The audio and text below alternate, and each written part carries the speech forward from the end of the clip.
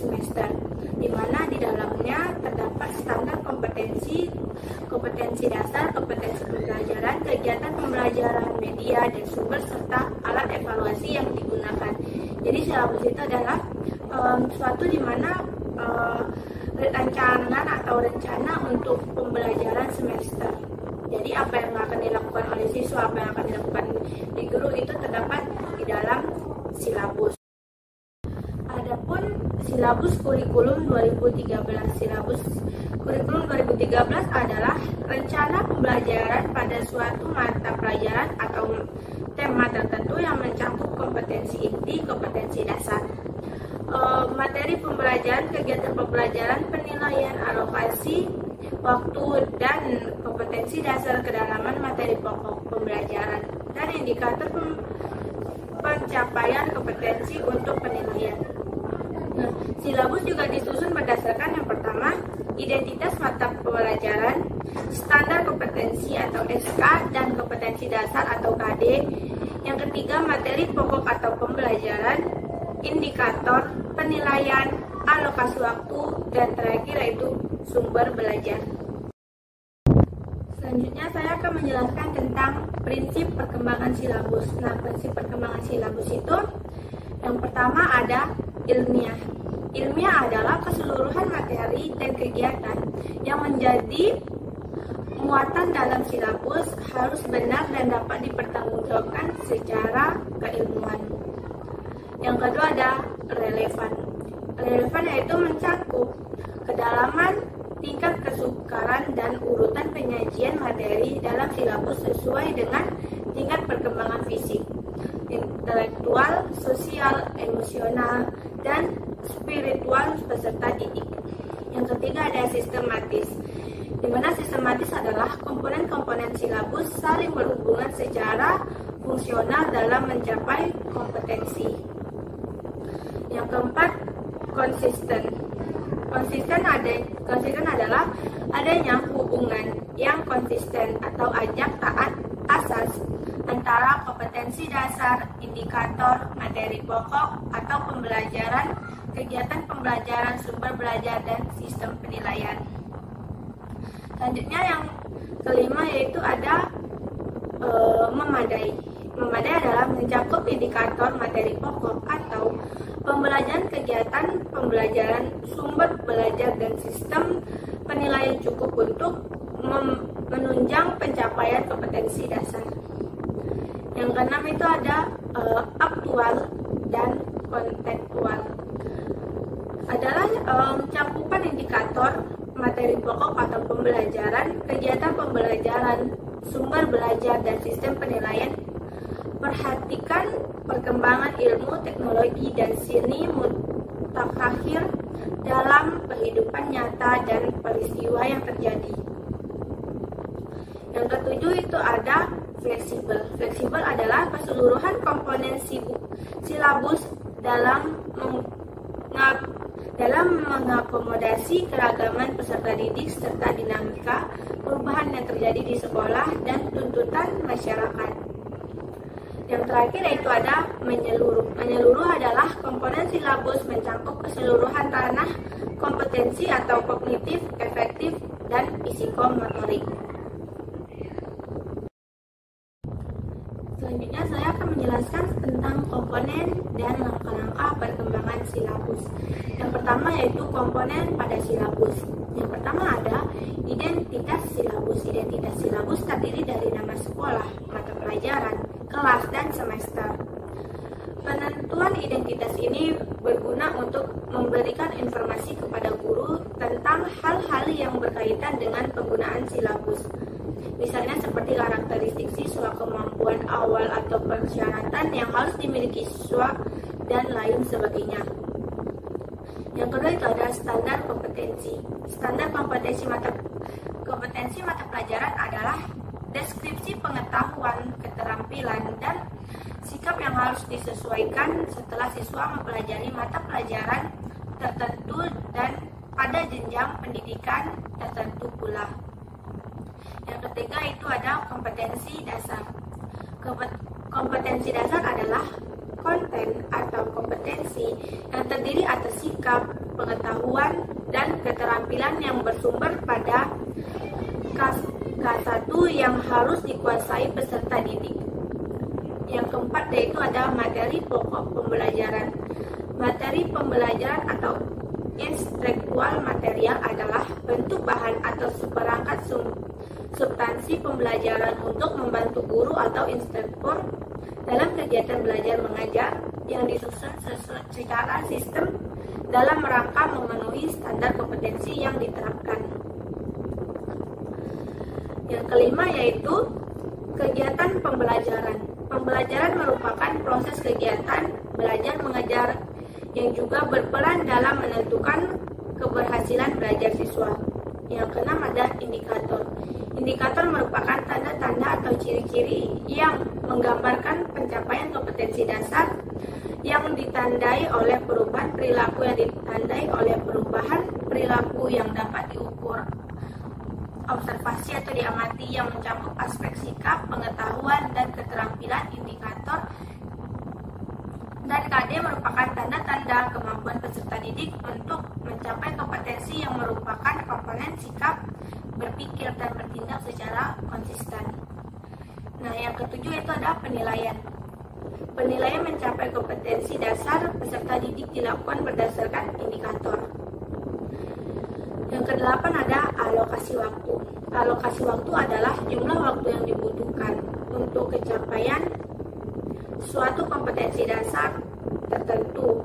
Nah, alokasi waktu ini dapat terdiri jadi 4, yaitu yang pertama minggu efektif per semester, alokasi waktu mata pelajaran, jumlah standar kompetensi dasar per semester, membagi alokasi waktu perjumlahan SK, KD dengan memerhatikan tingkat kerumitan dan keluasan materi.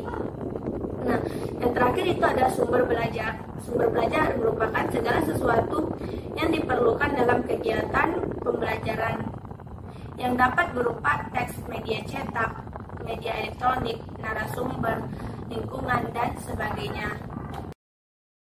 Selanjutnya yaitu adalah langkah-langkah pengembangan silabus. Yaitu yang pertama, mengisi identitas silabus. Mengisi identitas silabus itu terdiri dari tadi yaitu nama sekolah atau asal sekolah, kelas, mata pelajaran, dan semester. Yang kedua yaitu menulis standar kompetensi. Standar kompetensi adalah kualifikasi kemampuan peserta didik yang menggambarkan penguasaan pengetahuan, sikap, keterampilan, dan nilai yang diharapkan dicapai pada mata pelajaran tertentu.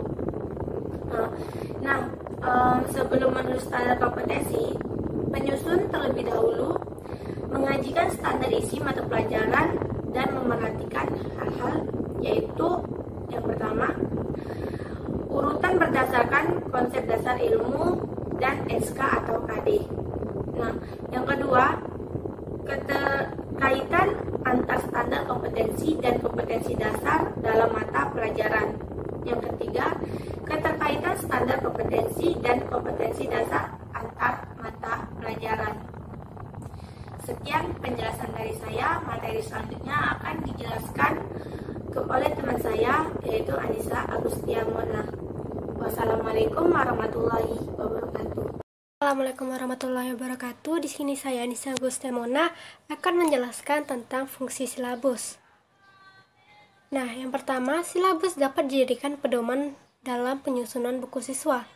Nah, buku siswa memuat tentang materi mata pelajaran, aktivitas peserta didik, dan evaluasi pembelajaran. Yang kedua, silabus menjadi acuan dalam penyusunan rencana pembelajaran.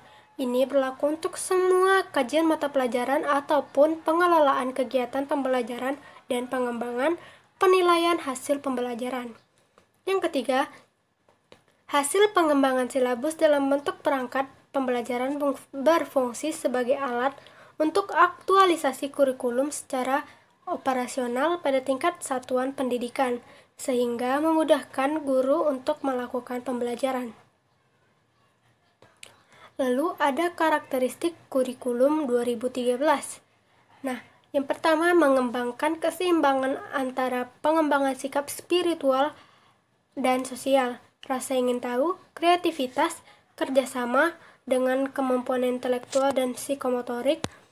Sekolah, yang kedua, sekolah merupakan bagian dari masyarakat yang memberikan pengalaman belajar terencana di mana peserta didik menerapkan apa yang dipelajari di sekolah ke masyarakat dan memanfaatkannya pada masyarakat sebagai sumber belajar. Lalu yang ketiga, mengembangkan sikap, pengetahuan, dan keterampilan serta menerapkannya dalam berbagai situasi di sekolah dan masyarakat. Yang keempat, memberikan waktu yang cukup leluasa untuk mengembangkan sikap, pengetahuan, dan keterampilan. Selanjutnya, kompetisi dinyatakan dalam bentuk kompetisi inti kelas yang dirinci lebih lanjut dalam kompetisi dasar mata pelajaran. Nah, kompetisi inti kelas menjadi unsur pengorganisasi atau organizing elements. Lalu kompetisi dasar, di mana semua kompetisi dasar dan proses pembelajaran dikembangkan untuk mencapai kompetisi yang dinyatakan dalam kompetisi inti. Selanjutnya, kompetisi dasar dikembangkan didasarkan pada prinsip akumulatif, saling memperkuat atau reinforce, dan memperkaya atau enrich antar mata pelajaran dan jenjang pendidikan organisasi horizontal dan vertikal.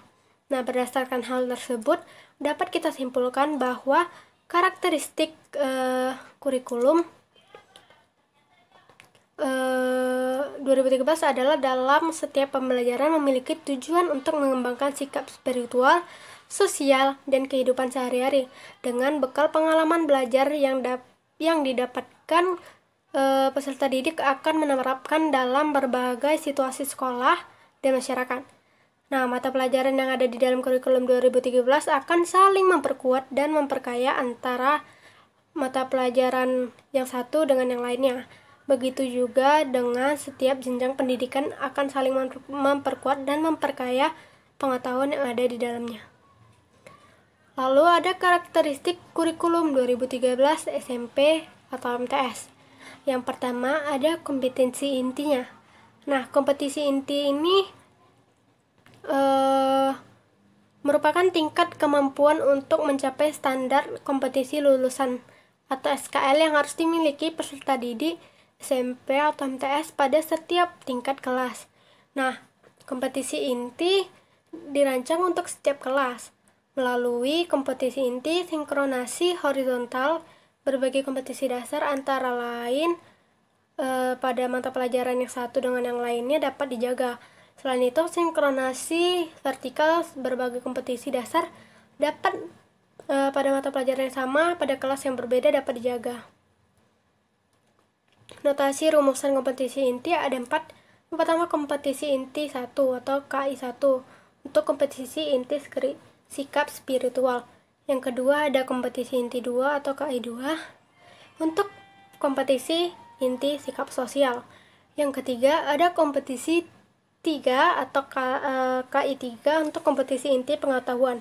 Yang keempat ada kompetisi inti 4 atau KI4 untuk kompetisi inti keterampilan. Selanjutnya ada mata pelajaran. Nah, struktur kurikulum SMP atau MTS ini terdiri atas mata pelajaran umum kelompok A dan mata pelajaran umum kelompok B. Khusus untuk MTS dapat ditambahkan dengan mata pelajaran keagamaan yang diatur oleh Kementerian Agama. Yang ketiga ada beban belajar. Nah, beban belajar merupakan keseluruhan kegiatan yang harus diikuti peserta didik dalam 1 minggu, 1 semester, dan 1 tahun pembelajaran. Nah, beban belajar SMP atau MTS dinyatakan dalam jam pelajaran per minggu. Nah, beban belajar 1 minggu adalah minimalnya 38 jam pelajaran. Lalu beban belajar kelas 7, 8, dan 9 dalam 1 semester paling sedikit 18 minggu efektif. Lalu ada beban belajar di kelas 9 pada semester ganjil paling sedikit 18 minggu efektif, sedangkan pada semester genap paling sedikit 14 minggu efektif. Nah, beban belajar bagi SMP atau MTS akan yang menyelenggarakan sistem kredit semester atau SKS diatur lebih lanjut dalam pedoman SKS. Yang kedua, yang selanjutnya ada karakteristik kurikulum 2013 SMA dan MA. Yang pertama ada kompetisi inti. Kompetisi intinya sama seperti MTS dan SMP, dengan 4 kompetisi yang sama juga. Oke, selanjutnya ada mata pelajarannya. Nah, mata pelajaran pada tingkat SMA ini sedikit berbeda, di mana mata pelajaran umum A, mata pelajaran umum kelompok B, dan ada juga mata pelajaran peminatan akademik kelompok C. Nah, mata pelajaran peminatan kelompok C dikelompokkan atas mata pelajaran peminatan matematika dan ilmu pengetahuan alam, dan mata pelajaran peminatan ilmu pengetahuan sosial, dan mata pelajaran peminatan bahasa dan budaya. Nah, khusus untuk MA dapat ditambah dengan mata pelajaran keagamaan yang diatur oleh Kementerian Agama. Beban belajarnya juga berbeda dari SMP, di mana SMA lebih banyak. Sama seperti SMP dinyatakan dalam jam pelajaran per minggu, akan tetapi minimal 1 minggu kelas 10-nya adalah 42 jam mata pelajaran. Beban belajar 1 minggu kelas 11 dan 12 adalah 48 jam pelajaran. Lalu beban belajar kelas 10 dan 11 dalam satu semester minimal 18 minggu. Sedangkan beban belajar di kelas 12 pada semester ganjil 18 minggu dan pada semester genap yaitu 14 minggu. Baiklah, sekian dari saya. Apabila ada kesalahan mohon dimaafkan. Wabillahi taufiq wal hidayah. Wassalamualaikum warahmatullahi wabarakatuh.